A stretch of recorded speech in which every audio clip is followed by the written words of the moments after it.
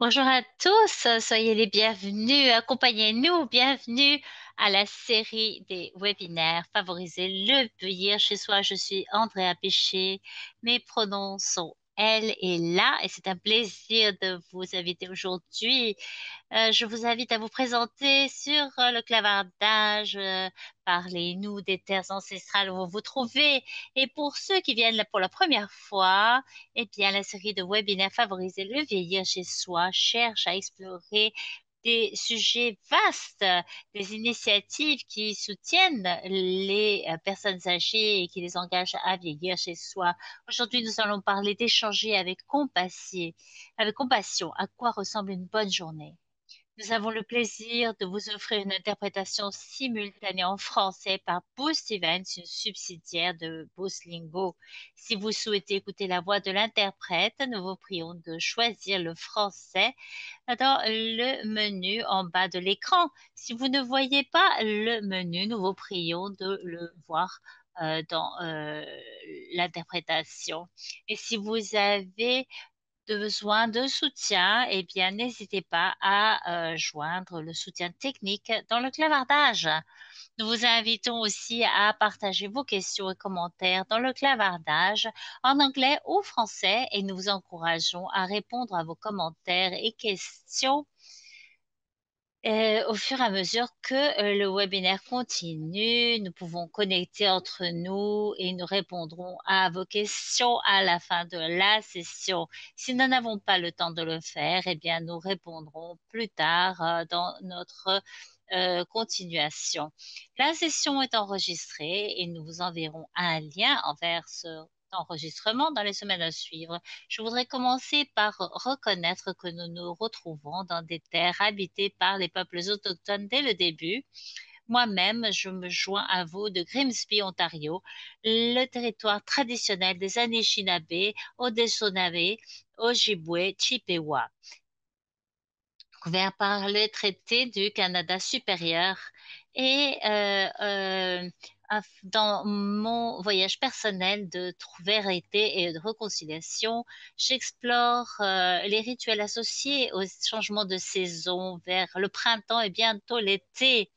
Il s'agit pour les peuples autochtones d'un temps de renaissance et de préparer la terre pour les récoltes. C'est un moment où les histoires et les leçons sont partagées et les rituels sont mis en pratique, tels que les cérémonies de pipe. Et bientôt, nous célébrons le solstice d'été. Et cette pratique, pour moi, s'aligne avec des expériences que notre oratrice Nadine va partager avec nous. Nous allons donc parler euh, des conversations que Nadine va partager avec nous. Et avant de vous présenter Nadine, c'est que ESC vient de lancer un mouvement pan-canadien euh, euh, pour rapprocher les soins de santé à plus de personnes. Et il s'agit d'avoir plus de financement, de ressources, d'accompagnement et de réseaux pour avoir un impact pour au moins 1 million de personnes autour du pays. Nous vous invitons donc à participer et nous avons un lien dans le clavardage et dans notre site web où vous pouvez apprendre davantage sur ces opportunités de soutien. Et maintenant, c'est à moi de vous présenter une amie et une accompagnatrice, Nadine Volk, qui est une accompagnatrice à plein temps à Ottawa. Elle est spécialisée dans les équipes de soins de santé pour transformer les soins de manière pratique. Elle a une expérience de 30 ans dans les soins de santé, la communauté et les soins palliatifs. Elle a travaillé comme directrice éducative dans les soins palliatifs à Ontario. Elle a été directrice exécutive du programme de soins palliatifs de l'Hospice Champlain. Elle a un master en administration publique. Elle est aussi accompagnatrice certifiée et dans la facilitation et la mise en œuvre. Son objectif et de s'assurer que les personnes avec lesquelles ils travaillent se sentent bien accompagnées et connectées. En tant que directrice et instructrice à l'Université de Toronto, elle amène beaucoup de compassion et de compréhension à son travail en créant un espace de soutien et de changement important dans la manière dont nous prenons soin de nous et des autres. Bienvenue, Nadine. C'est un plaisir de t'avoir ici. Merci, Andrea, de cette présentation et de ta reconnaissance de terre. Moi, je me joins à vous d'Ottawa, qui est le territoire non cédé de Anishinaabe-Algonquin.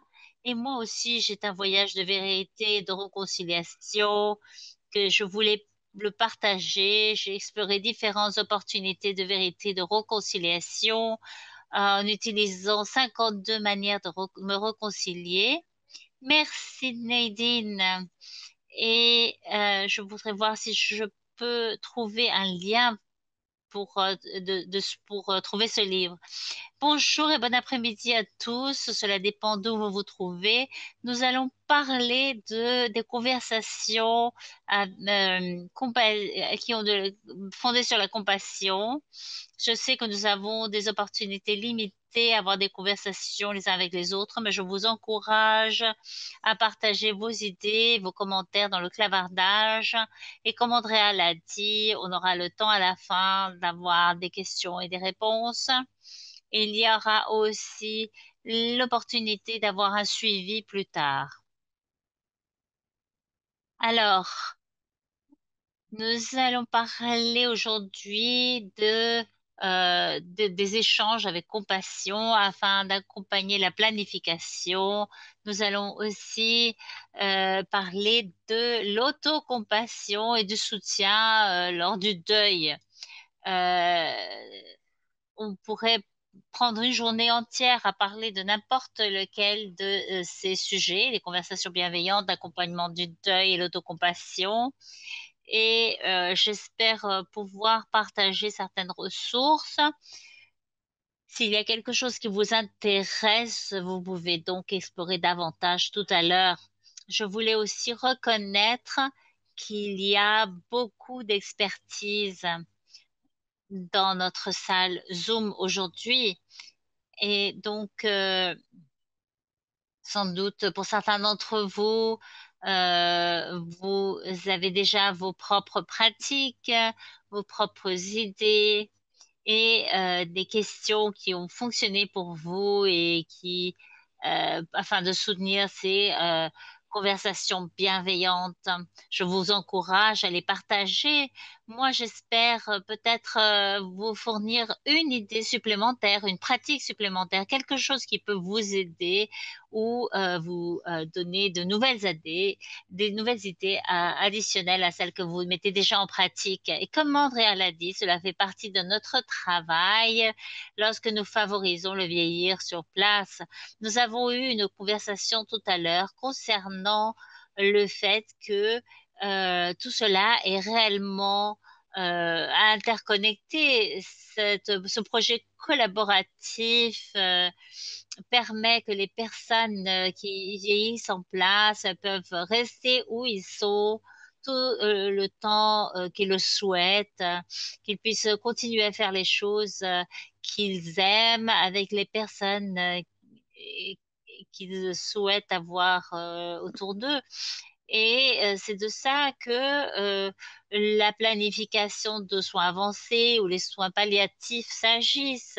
Et nous ne pouvons pas parler de cela sans parler de l'importance de nous occuper du deuil, de la perte. Et donc, lorsque nous pensons de favoriser le vieillir chez soi et le travail que vous faites au quotidien, quelles sont certaines des conversations et des sujets que vous devez explorer avec les personnes afin d'accompagner le vieillir chez soi. Donc, n'hésitez pas à partager les idées que vous avez sur ce point. Comme je l'ai dit, on ne peut pas vraiment parler de vieillir chez soi sans parler également des soins palliatifs. Donc, j'aime cette fiche informative. Elle est disponible ainsi que d'autres ressources que l'Association des soins palliatifs canadienne nous fournit. Et comme on le voit ici, les soins palliatifs améliorent la qualité de vie et réduisent la souffrance des personnes atteintes d'une maladie limitant l'espérance de vie. Donc, c'est une approche aux soins pour les personnes qui souffrent d'une maladie. Et lorsque nous nous centrons sur cette qualité de vie, quoi que cela signifie pour vous, pour la personne dont vous vous occupez, eh bien, cela se centre sur des besoins uniques, comprendre les objectifs, les souhaits, les valeurs, les préférences de soins. Et lorsque nous pensons à certaines organisations qui font partie de se favoriser vieillir chez soi, cette collaborative, eh bien, vous faites exactement cela. Vous soutenez les soins palliatifs, même si vous ne l'appelez pas exactement cela. Alors, souvent, on n'appelle pas ça parce que on se centre sur la partie de mourir, qui fait partie des soins palliatifs. Pourtant, mourir, c'est toujours vivre et mettre l'accent sur la qualité de vie des soins palliatifs peuvent ouvrir la porte à avoir des conversations centrées sur la compassion, des conversations bienveillantes. C'est une manière de recadrer les conversations afin d'avoir une autre porte d'entrée. C'est souvent plus facile pour les personnes de se centrer sur ce qui nous offre une qualité de vie au lieu de nous centrer sur eh bien, comment souhaitez-vous mourir, par exemple. C'est une partie très importante, bien entendu, mais je voudrais commencer par vous donner des options pour lancer la conversation. Donc, c'est la première, disons, c'est les premiers pas, disons, pour encadrer la conversation, nous centrer sur la qualité de vie. Et ça peut nous mener, disons, à la planification préalable des soins. Et je suis certaine que vous avez tous déjà entendu parler de l'importance de la planification préalable des soins. Et j'espère que vous avez déjà eu des conversations sur la planification préalable des soins. Cependant, nous savons, à partir de sondages et d'enquêtes et de recherches que nous avons fait au Canada, que même si les personnes reconnaissent l'importance de la planification préalable des soins, la plupart des gens n'ont pas réellement eu ces conversations. Il y a beaucoup de peur associée à ces conversations. Alors, je voulais tout simplement vous, vous présenter ce que c'est que cette planification préalable des soins. Dans certaines des conversations que vous avez avec les gens qui sont dans vos programmes, comment pouvez-vous commencer à intégrer, disons, cette réflexion? Alors tout d'abord, pensez à ce qui est important pour vous. Qu'est-ce qui est important? Et revenons à la qualité de vie. Qu'est-ce que vous souhaitez faire le plus long possible? Apprenez à propos des soins que vous souhaitez. Ceci est important particulièrement si vous vivez avec une maladie sérieuse. Apprenez sur votre maladie et sur les décisions qu'il va falloir prendre à l'avenir et qui vont réellement vous aider vis-à-vis de la planification. Il faut aussi choisir la personne qui va prendre les décisions pour vous à un moment donné. Et il y a beaucoup d'informations utiles qui se trouvent sur le site web de l'Association des soins palliatifs canadienne ou si vous vous trouvez à Ontario, eh bien dans le site web de Soins palliatifs d'Ontario parce que la planification préalable des soins est un peu différente dans chacune des provinces du pays. Mais voici certains des principes. Donc, choisir la personne qui va prendre les décisions pour vous si vous vous trouviez à un moment donné incapable de prendre des décisions vous-même. Et donc, à cause de cela, puisqu'il s'agit de choisir une personne qui prenne les décisions pour vous, eh bien, cela ne s'applique pas uniquement à la fin de vie, aux soins palliatifs. n'importe qui entre nous pourrait perdre la capacité de prendre nos propres décisions à n'importe quel moment. Ça ne veut pas dire que c'est une perte permanente de capacité. Cela montre uniquement l'importance de ces conversations de planification parce qu'il faut savoir qui prendra ces décisions à votre place et parce que c'est très, très important. Il est important donc de partager vos souhaits, vos préférences avec cette personne au préalable. Et une autre étape, eh bien, il s'agit d'enregistrer vos préférences et vos décisions pour que ces informations puissent être partagées et ne pas nous baser uniquement sur notre mémoire lorsque il y a une crise. Donc, à nouveau, nous parlons donc de planification préalable des soins. Et je voudrais vous parler des conversations de planification typiques que vous pouvez avoir lorsque vous participez à des programmes qui soutiennent le vieillir chez soi. Donc,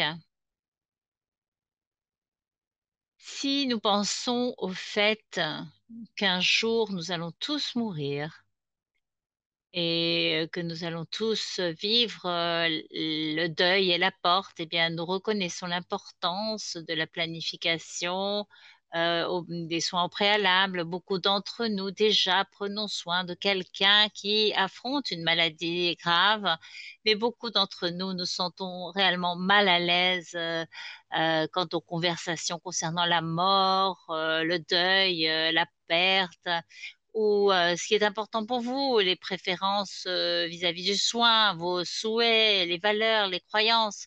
Donc, je me suis dit qu'on pouvait peut-être faire un petit sondage, faire face à l'éléphant dans la salle et penser combien à l'aise vous vous sentez concernant ces conversations. Est-ce que vous êtes tout à fait à l'aise, moyennement? Ça dépend des jours, ça dépend de la personne.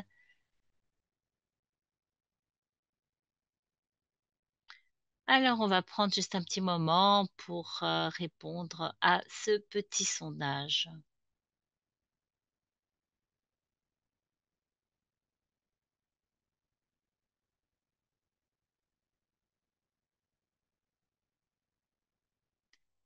Excellent. Alors, nous avons beaucoup de personnes qui sont réellement complètement à l'aise ou moyennement à l'aise avec ces conversations. Et d'autres personnes, eh bien, ça dépend des jours, ça dépend des personnes. Certaines personnes ne sont pas du tout à l'aise. Et donc, nous avons un mélange parfait. Et donc, on peut revenir à reconnaître qu'il y a beaucoup d'expertise dans la salle. Et donc, au fur et à mesure que je passe les diapositives, si vous avez des idées, des pratiques que vous souhaitez partager, qui sont utiles pour vous lors de ces conversations, n'hésitez pas à les partager.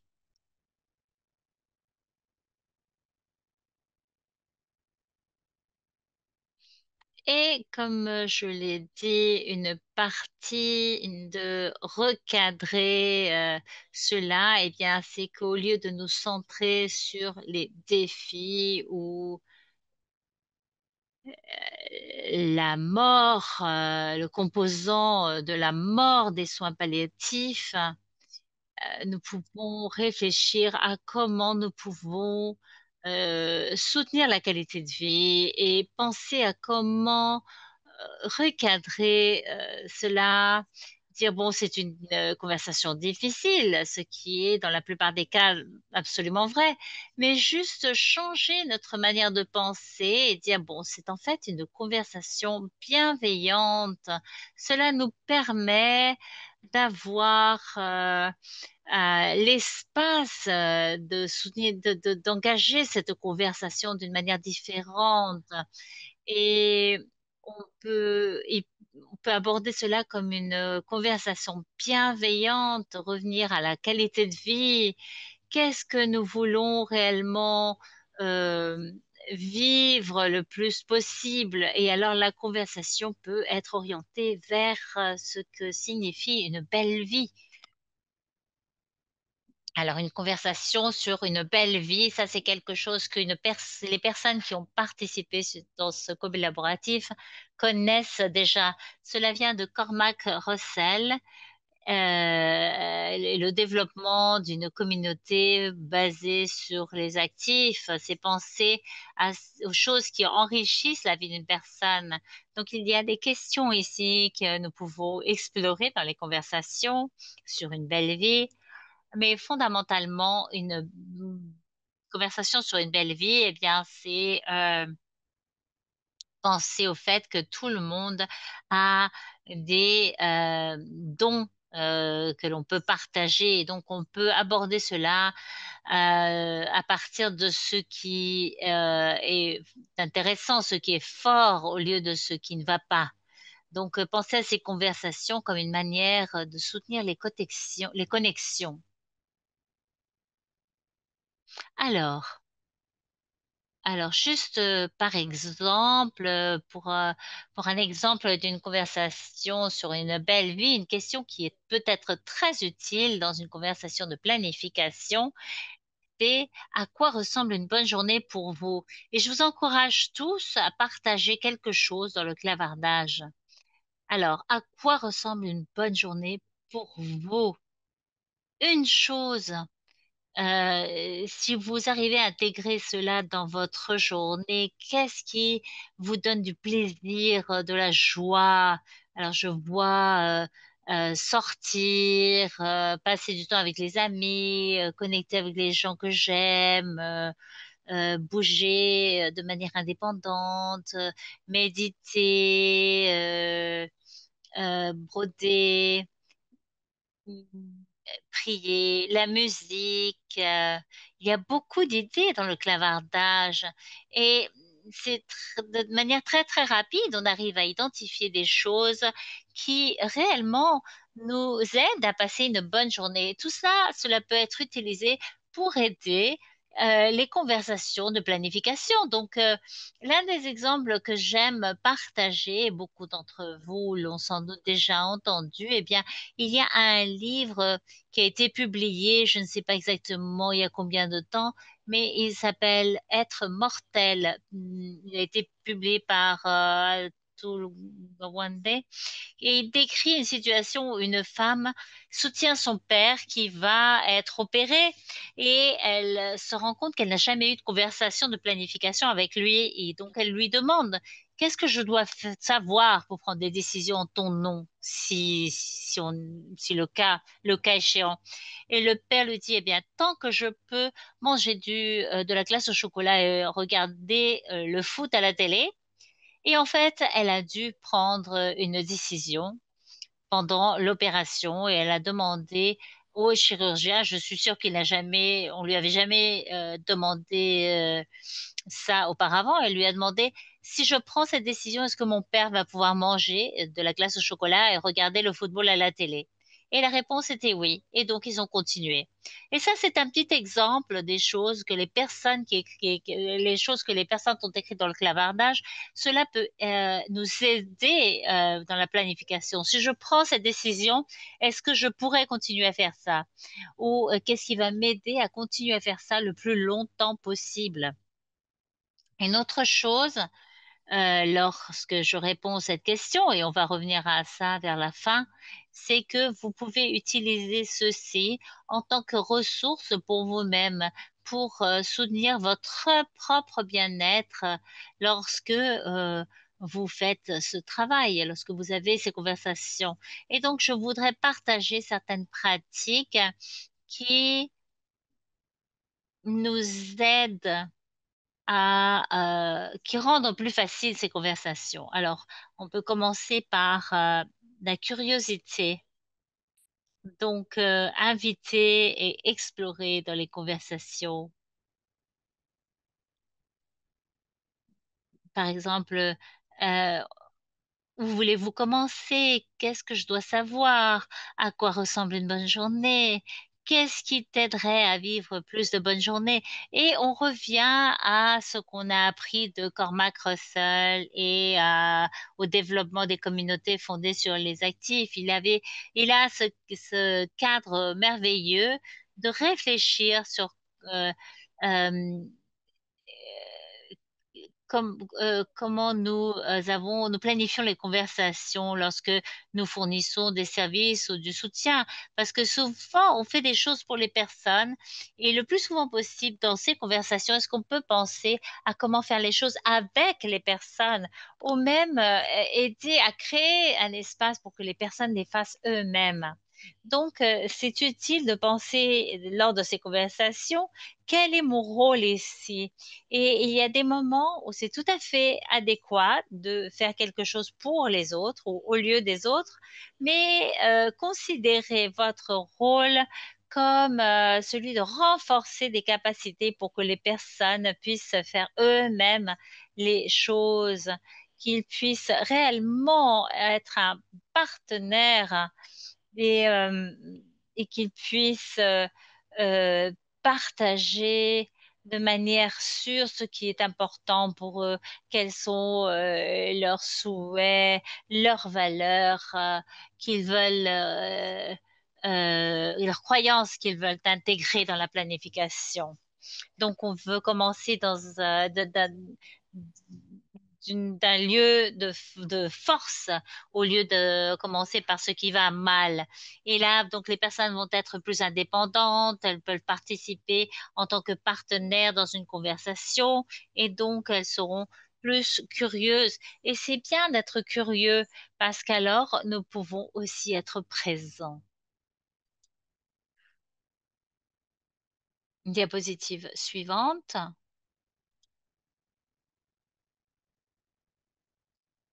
Donc, être présent ou être conscient, la pratique de faire attention, et ça c'est vraiment clé, c'est d'être présent dans le moment présent, sans jugement. Donc, nous participons dans ces conversations. En fait, nous sommes juste des témoins. Nous sommes tout à fait présents avec quelqu'un. Donc, nous ralentissons. Nous sommes là présents avec nos cinq sens. Nous respirons profondément.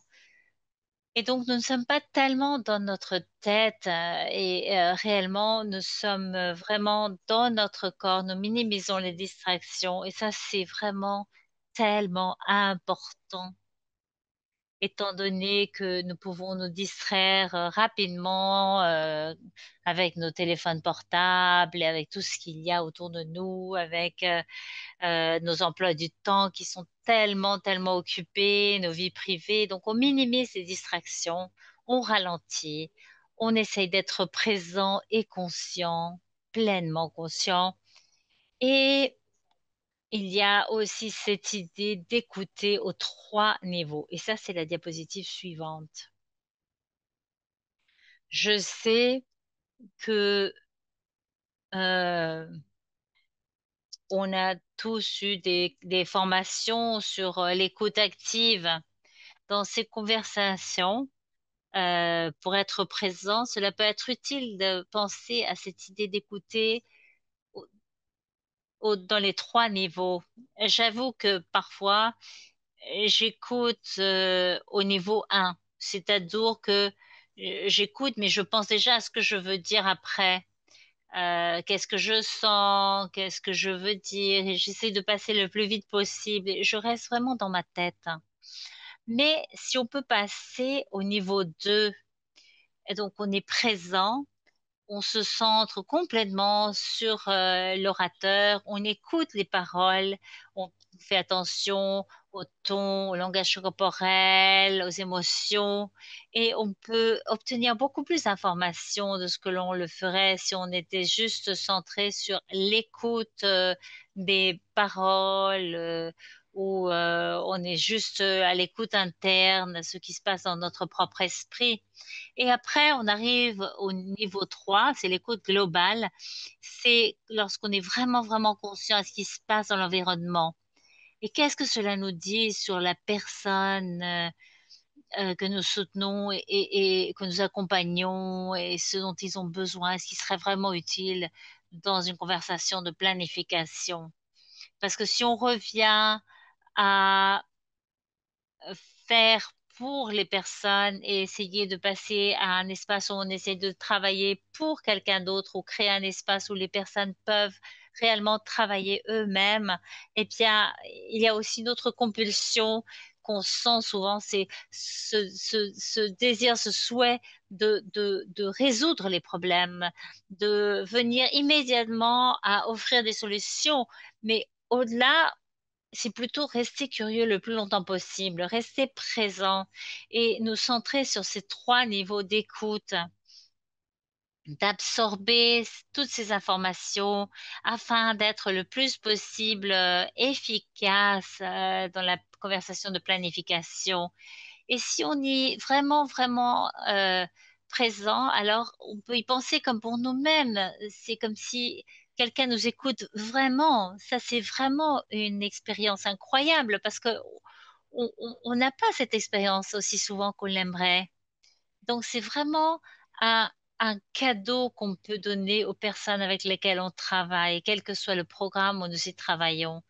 Rester curieux, rester présent, écouter à tous les niveaux pour que les personnes se sentent réellement vues. Et ça, c'est vraiment un endroit merveilleux pour participer à des conversations sur ce qui serait utile et reconnaître que lorsque nous avons ces conversations, il y a des émotions très fortes qui vont surgir. Et parfois, cela peut nous rendre mal à l'aise. Mais vous êtes présent, vous êtes curieux et cela vous aide à gérer ces émotions plus fortes. Il s'agit de les reconnaître, de les voir, de les valider. Il s'agit aussi de poser des questions ouvertes ou pour clarifier et ne pas continuer avant que l'émotion a été vraiment explorée. Et c'est difficile parfois, mais il est important d'utiliser le silence pour donner le temps de traiter ou de comprendre ce qui est en train de nous arriver. Parfois, il s'agit de s'asseoir en silence, que les choses se posent. Ensuite, on attend, on regarde, on observe, on reconnaît et on pose les bonnes questions. Une autre chose qui peut être très utile dans ces conversations-là,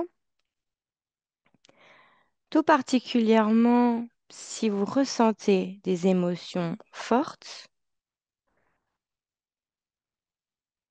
et pour la plupart d'entre vous qui ont participé à des formations sur les conversations compliquées, je pense que vous avez entendu parler de certains cadres, mais moi, ce que j'adore utiliser, c'est cela. Comme vous pouvez le voir ici, en général, je souhaite, donc il y a trois phrase ici. Je souhaite permettre de s'aligner sur les espoirs du patient. Je crains permet d'être honnête tout en faisant preuve de sensibilité. Et je me demande est une façon subtile de formuler une recommandation. Donc, par exemple, avec vos enfants, des fois, on essaye de les soutenir, de les conseiller. Parfois, on est inquiet. Vous pouvez utiliser ces formules. J'espère, je souhaite, je crains, je me demande. C'est un outil très utile pour pouvoir guider la conversation. Et bien sûr, n'hésitez pas à ajouter dans la conversation, si vous avez déjà utilisé ces formules-là, je souhaite, je crains, je me demande, ou si vous avez quelques exemples à nous offrir pour guider la conversation. Mon invitation pour vous aujourd'hui est de réfléchir à différents scénarios, différentes situations différentes discussions avec des patients qui n'ont peut-être pas été aussi bien que prévu. Peut-être que vous auriez pu utiliser cet exercice-là, ou bien peut-être que vous auriez pu utiliser l'écoute active à trois niveaux afin d'améliorer la situation. Donc, je vous invite à réfléchir à ça. Et si vous avez besoin de plus d'informations sur cela, il y a d'autres ressources qui sont disponibles sur les conversations par rapport aux maladies graves, avec ici des informations encore plus fournies et beaucoup plus d'exercices afin de mieux anticiper ce genre de situation. Bien sûr, il s'agit ici d'espérer le meilleur et de se préparer au reste. Donc, beaucoup d'entre vous ont déjà entendu parler de cette ressource, de ce livre, bien sûr. Je pense que vous connaissez Dr. Xiao et Dr. Sammy Winemaker. Ils ont un autre livre qui peut venir soutenir ces conversations de manière à ne jamais mentionner vraiment les mots soins palliatifs. Et cela permet de reconnaître qu'il y a euh, deux chemins dans ces conversations. Donc il faut avoir de l'espoir, mais l'espoir ne peut pas exister s'il n'est pas aussi ancré dans la réalité. Donc peut-être que cela peut vous aider à prendre du recul, à mieux comprendre la maladie en elle-même, peut-être à prendre aussi du recul sur les décisions difficiles à prendre plus tard par rapport à la maladie. Et ces livres vont sortir en juin avec un atelier. Donc, si c'est quelque chose qui vous intéresse, il y aura d'autres manières de s'entraîner sur cela. Il y a aussi un podcast qui s'appelle Révolution. On partagera toutes ces ressources avec vous. On vous encourage d'aller voir ceci pour, euh, pour approfondir encore la question. Bien sûr, on ne peut pas parler de ces conversations sans parler du, du chagrin, du deuil. Le deuil est une réaction naturelle à la perte de tout être cher. C'est quelque chose qui est lié à la mort, mais cela nous permet aussi de mettre en place ces initiatives du vieillir chez soi, car parfois, on doit faire le deuil de ne plus pouvoir conduire. Des fois, on perd le contrôle de notre corps. Et tout cela constitue également des pertes dont il faut faire le deuil. Cela peut nous affecter physiquement et émotionnellement. Je veux parler de certaines personnes qui sont toujours surprises à quel point elles sont fatiguées.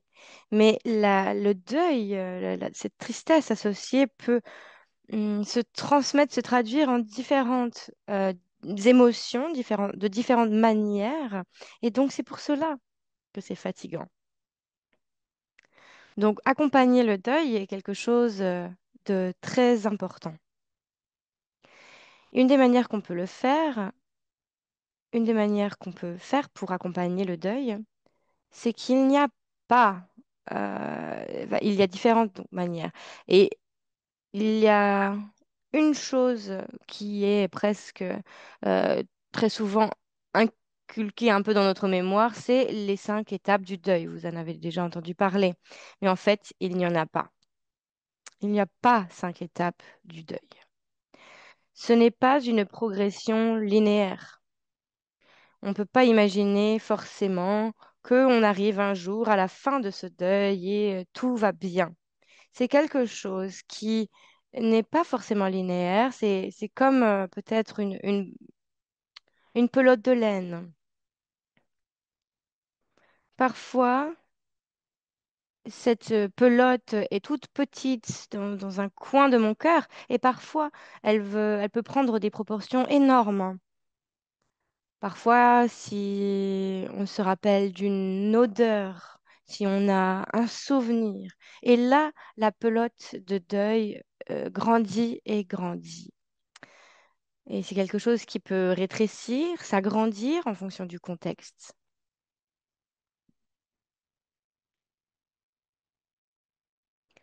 Le temps peut aider à soigner,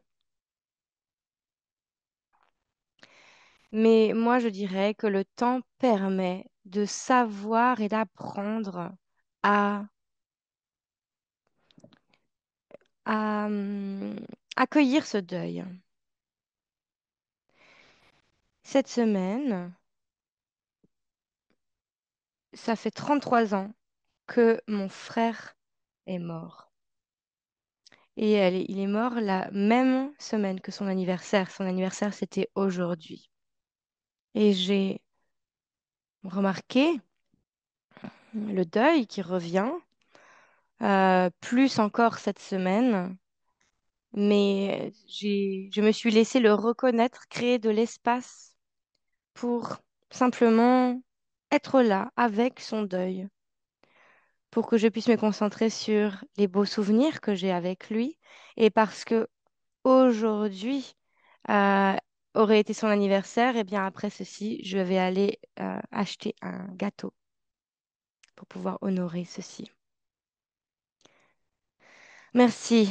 euh, Merci pour les conversations dans le clavardage. Oui, il faut être doux avec nous-mêmes, indulgent avec nous-mêmes et gentil. Ces conversations ont tout le temps besoin de douceur, de gentillesse, de bienveillance. Bien sûr, nous avons tous été dans des situations où il y a eu peut-être des mots échangés qui étaient douloureux, qui ont pu être blessants. Après la mort de mon frère, une personne au funérarium m'a dit, ah, il est à un meilleur endroit maintenant. Et ce n'était pas utile. Cela ne m'a pas accompagnée dans cette douleur, même si c'était ça qu'elle voulait dire, sûrement. Donc, si vous vous sentez assez à l'aise, vous pouvez partager dans le clavardage peut-être quelque chose que quelqu'un vous a dit une fois qui ne vous a pas été utile, voire qui vous a blessé, même si la personne voulait aider, ou bien qu'est-ce qui a pu vous aider aussi. Moi, je suis rentrée chez moi après le décès de mon frère et une amie m'avait fait le ménage chez moi et m'avait laissé des fraises dans mon frigo et elle savait que j'avais besoin de prendre soin de moi en rentrant. Des fleurs, oui, prendre bien soin de soi. Merci beaucoup. Une autre manière pour aider, on a toujours peur de dire la mauvaise chose. Donc, on veut continuer à avoir une communication utile. Donc, réfléchir à ces conversations pleines de compassion par rapport à la perte d'un être cher, par rapport au deuil. Oui, quelqu'un a mis sur le clavardage simplement être présent, ne pas attendre une conversation. Oui, je pense que c'est vraiment tout à fait ça. Il s'agit d'accompagner. Et c'est le docteur Alan Wolfelt qui a parlé de cela. C'est-à-dire, il faut se tourner vers la personne endeuillée plutôt que d'essayer de lui enlever sa peine. On ne peut pas lui retirer cette peine. Donc, il s'agit de marcher à ses côtés plutôt plutôt que d'essayer de la mener, de la diriger, de l'emmener. Et il faut aussi respecter ce désordre. Ce n'est pas un processus linéaire et après un an, de manière comme par magie, tout va bien. Ce n'est pas comme cela. Donc, c'est vraiment important de savoir accompagner. Donc, pour en apprendre plus, vous pouvez aller sur le site internet du docteur Alan Wolfelt, qui est basé sur l'accompagnement en cas de perte. Donc, pour essayer de boucler tout cela, je voudrais partager cette petite vidéo. Je pense on va la partager aussi dans notre clavardage. Si vous voulez le partager à des proches, n'hésitez pas.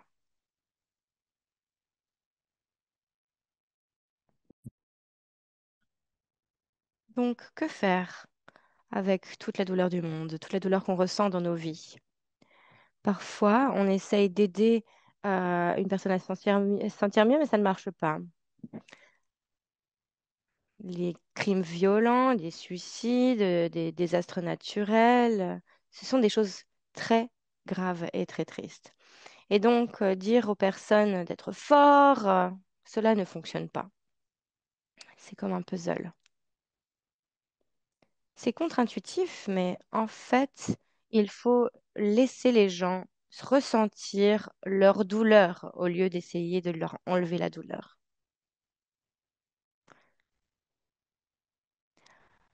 Ici, on nous dit que l'âme humaine ne veut pas être conseillée ou réparée ou sauvée. On a simplement besoin de conseils et d'accompagnement. Il s'agit de reconnaître ce qu'il se passe. C'est un outil incroyable. Il faut reconnaître ce qui est en train de se passer en nous. Par exemple, quelqu'un a eu un problème, peut-être qu'ils ont eu un gros accident, peut-être qu'ils ont perdu quelqu'un, ils sont tristes. Il est beaucoup plus utile de les rejoindre dans la douleur que d'essayer de les faire sourire ou rire. On ne peut pas simplement leur dire, oh, vous avez d'autres enfants, donc c'est pas grave si vous en avez perdu un. Vous ne pouvez pas simplement se débarrasser de ce chagrin. Ou bien de dire, par exemple, moi aussi, une fois, j'avais eu du chagrin et j'ai fait des affirmations. Donc, dans ces cas-là, on essaye de les conseiller, on essaye qu'ils se sentent mieux. Ce n'est pas forcément néfaste. On a l'impression que c'est notre travail, on a l'impression qu'il faut les empêcher d'être malheureux. Mais la vérité, c'est qu'on ne peut pas retirer la peine de quelqu'un. La reconnaissance, c'est autre chose. En général, si quelqu'un vient simplement laisser la douleur exister, c'est vraiment important de ressentir cette douleur afin de mieux t'accompagner. Il faut que je reconnaisse à quel point la situation est difficile pour toi. Si je te donne des conseils, on se sent incompris et pas accompagné. Et moi, je ne me sens pas mieux non plus, puisque en général, ça ne marche pas.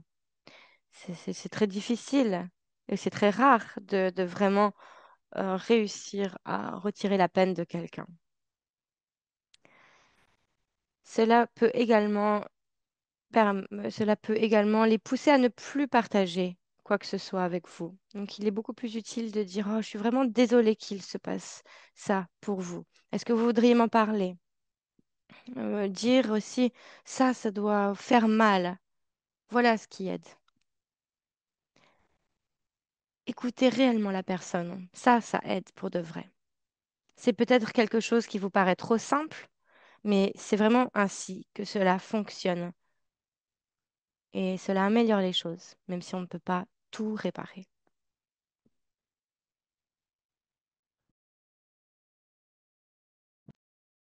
J'adore cette vidéo et je trouve que cela vient bien résumer ce dont on a parlé. Cette idée que un petit détail peut améliorer les choses et ce petit détail peut être simplement un ami qui vient reconnaître notre peine, qui est vraiment présent avec nous, qui arrive à s'asseoir en silence, qui peut nous permettre de nommer ce qui est en train de se passer, ou quelqu'un qui nous dit simplement, je suis désolée qu'il t'arrive tout cela, est-ce que tu veux m'en parler? C'est quelque chose de très puissant pour les autres, mais également pour nous-mêmes. Car parfois, ces conversations sont compliquées, sont fatigantes. Et cela peut aussi nous faire ressortir des émotions en nous. Donc, je voulais partager quelques pratiques alors que la session vient à sa fin. Quelques pratiques sur faire preuve de compassion envers nous-mêmes. C'est un... Aujourd'hui, vous êtes là, je pense, parce que vous devez soutenir des personnes, souvent dans des moments très difficiles. Et on ne peut pas faire ce travail sans reconnaître vos propres émotions. Reconnaître parfois que ça fait mal, que c'est compliqué, que je suis anxieux, je suis stressé. Et donc reconnaître la manière dont on se sent est quelque chose de très important. Et donc reconnaître que c'est un moment difficile, reconnaître aussi que c'est l'humanité qui est comme ça aussi, qui nous unit. D'autres personnes se sentent comme ça. Et puis, on se dit parfois, ça va aller, mon cœur. On peut mettre la main sur notre cœur et on peut dire, je vais faire ce dont j'ai besoin, me donner de l'espace, du temps. Quelque chose, une pratique qui vient soutenir ce dont j'ai besoin, soutenir mes besoins à moi. Donc, par exemple, aujourd'hui, c'est l'anniversaire de mon frère qui est décédé. Voilà, c'est du chagrin.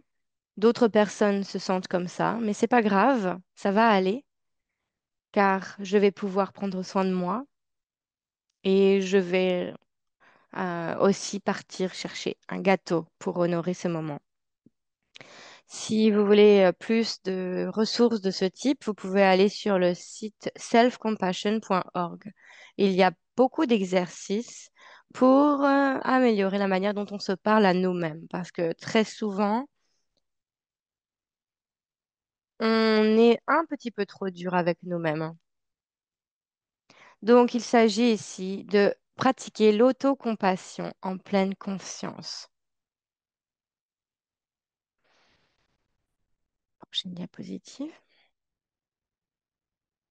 Je voulais aussi parler de Je voulais parler de la manière dont ces petits gestes peuvent vraiment créer un grand changement.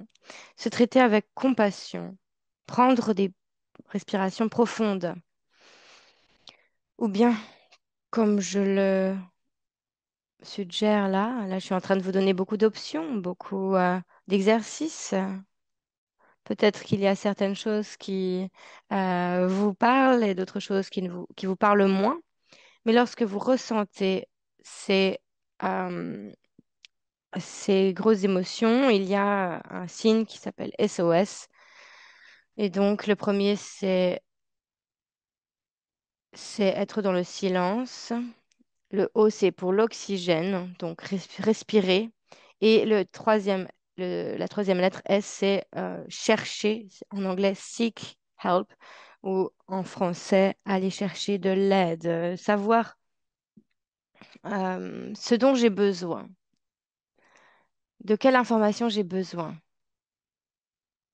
Et le cœur nous dit qu'est-ce que je suis en train de ressentir, et la tête dit de quelle information j'ai besoin, et les mains, quelles actions puis-je entreprendre pour aller un peu mieux. Il y a aussi la vérification à 5 doigts, car on ignore souvent les signaux que notre corps nous envoie. Est-ce que j'ai besoin peut-être de boire un verre d'eau, de bouger, de prendre une pause, de parler à quelqu'un ou d'aller aux toilettes?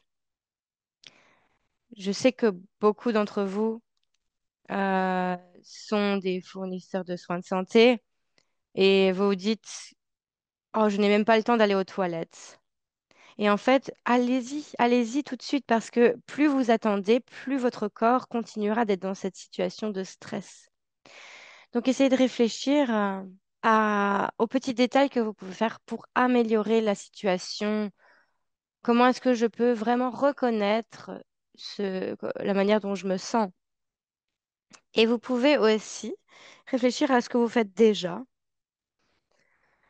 Et vous pouvez simplement vous ralentir, peut-être respirer, inspirer profondément, vous laver les mains, ou peut-être une petite pratique euh, de seuil. Par exemple, à chaque fois que vous entrez dans une nouvelle pièce, prenez quelques inspirations profondes. Essayez d'imaginer et de voir l'énergie de la pièce dans laquelle vous vous introduisez. Et ces petits changements commencent petit à petit à changer la physionomie de votre cerveau. Cela vous permet juste simplement de ralentir et de faire le travail que vous faites le mieux possible. Et pour faire le travail que vous faites, que nous faisons, nous avons besoin de prendre soin de nous. On ne peut pas s'occuper des autres si on ne s'occupe pas bien de nous. Vous pouvez aussi réfléchir à ce qui rend une journée exceptionnelle pour vous-même. Et dans ces cas-là, comment est-ce que je peux refaire cela pour moi afin que je puisse moi-même ressentir le bien-être que j'essaye de partager avec les autres autour de moi. Donc, pour résumer, et puis après, il nous restera quelques minutes pour les questions. En s'exerçant aux conversations bienveillantes, et je vous encourage tous à sélectionner peut-être une technique que vous pouvez tester. Peut-être que ce sera par rapport à la curiosité, à quoi ressemble une bonne journée. Peut-être que c'est d'être plus présente ou présent, utiliser les trois niveaux d'écoute. Peut-être que vous allez essayer de valider les émotions fortes. Peut-être que vous allez utiliser la formule je souhaite, je crains, je me demande. Peut-être que vous allez vous exercer à accompagner, à reconnaître les émotions des personnes autour de vous. Et peut-être que vous allez plutôt essayer de faire preuve de plus de compassion envers vous-même pour que vous puissiez vous assurer de ressentir le bien-être. Avec ceci, j'ai vu dans dans le clavardage que nous allions partager les ressources avec vous. Oui, je sais que Andrea a pu regarder aussi les questions qu'il y avait dans le clavardage. On va prendre quelques minutes pour le faire et sinon, on répondra plus tard. Avant d'ouvrir la session aux questions, je voudrais d'abord vous remercier. Merci pour votre courage de partager de manière si authentique, si belle cette histoire, cette présentation. Il y a tant de ressources que vous avez partagées avec nous dans cette présentation et je sais qu'on va vraiment tous y en tirer quelque chose. Et je pense que on peut reconnaître aussi de manière collective, Nadine, beaucoup de personnes sont en train de vous remercier dans le clavardage, mais la chose la plus intéressante que j'ai vu tant de choses intéressantes. Et donc, dans le clavardage, si vous vouliez peut-être partager une chose que vous avez retirée de la session d'aujourd'hui, quelque chose qui va vous aider vraiment dans votre travail, dans votre vie, à faire les choses de manière un peu plus différente, pour améliorer un petit peu votre quotidien, pour pouvoir voir un peu l'impact de tout le travail que Nadine a fait. Et bien sûr, on va essayer de collecter toutes les ressources et les partager avec vous. Peut-être que, bien évidemment, nous partagerons un lien à ce webinaire pour que nous puissions continuer de soutenir tout le monde qui a participé à cet appel. Je vois ici qu'il y a beaucoup de remerciements. Je pense que les personnes ont apprécié qu'on leur rappelle qu'il n'y avait pas 5 étapes du deuil. Donc là, on arrive vraiment à la fin de l'heure. Et en fait, en général, les questions se portaient sur la disponibilité des ressources. Donc, voilà, je suis sûre que cela sera de plus en plus, cela sera très intéressant pour tout le monde. Donc, avec ceci, on va clôturer la session. Donc, la prochaine sera le 30 juillet, donc de midi à 13 heures, ici, au même moment. Nous allons parler de changer le discours sur le vieillissement, sur l'agisme. Donc, on vous invite à participer à cette conversation. Comment changer le discours sur le vieillissement? Comment est-ce que les personnes plus âgées contribuent à notre vie, à nos sociétés? Et en plus, nous voudrions aussi vos commentaires par rapport à la session du jour. Donc, si vous pouvez répondre, s'il vous plaît, au petit sondage, merci beaucoup. Merci Nadine, vous êtes quelqu'un d'exceptionnel, vous êtes tout le temps si généreuse. J'espère que tout le monde sera plus gentil avec eux-mêmes.